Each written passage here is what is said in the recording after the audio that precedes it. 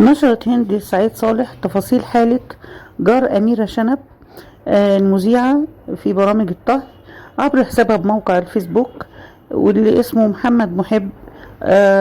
إن حظه إنه ساكن تحت المذيعة أميرة شنب اللي بتقدم برنامج أميرة في المطبخ، واللي عندها كلب بيتبول ضخم العضلات وهو محظور استيراده دوليا. وبالرغم من كده ان استاذ محب بيحب الحيوانات فعلا، لكن الكلب ده كان دايما بيهاجمه في الطلعة والنزلة، وكان بيقول انه صعبان عليه جدا انه مش واخد عناية كافية في تحسين السلوك، وانه بيهاجم كل اللي بيشوفه. يوم الحد اللي فات قرر أستاذ محب إنه يخبط على باب مدام أميرة عشان يطلب منهم إنهم يسيطروا شوية على كلبهم، بدل ما هو عمال يهاجمهم كده من ورا السور القصير العادي جدا اللي ممكن ينط من فوقه.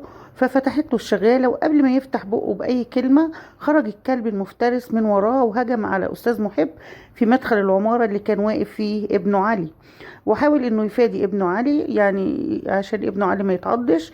فالكلب حرفيا قام بافتراسه بدون مبالغة، عضه في الدراع والفخذ واماكن متفرقة من الجسم نتج عنها قطع نافذ في الاوتار والاعصاب، وفجأة المدخل كله بقى دم.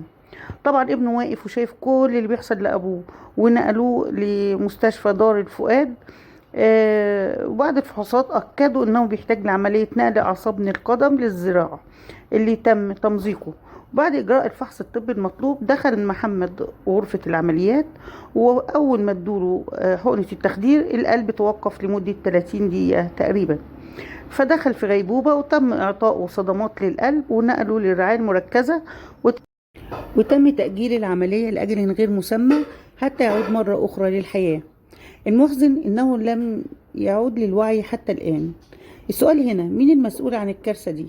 المذيعة المربية وحش في بيتها وسايباه يهاجم الناس، ولا المستشفى المحترمة اللي حقنته بمخدر وقف قلبه في نفس اللحظة؟ وكل اللي بيتقال من المستشفى ما نعرفش ايه السبب اللي ادى للحالة كده، ما نعرفش هيفوق امتى او هيفوق اصلا ولا لا. يا ريت ندعو بالشفاء أرجوكم، فالدعاء يغير الأقدار، وهو الآن بنادي الرحمن القادر على كل شيء. واللي يضحك في الموضوع ان الأستاذة أميرة نزلت طريقة الكنافة بعد حادثة الكلب ده بساعات.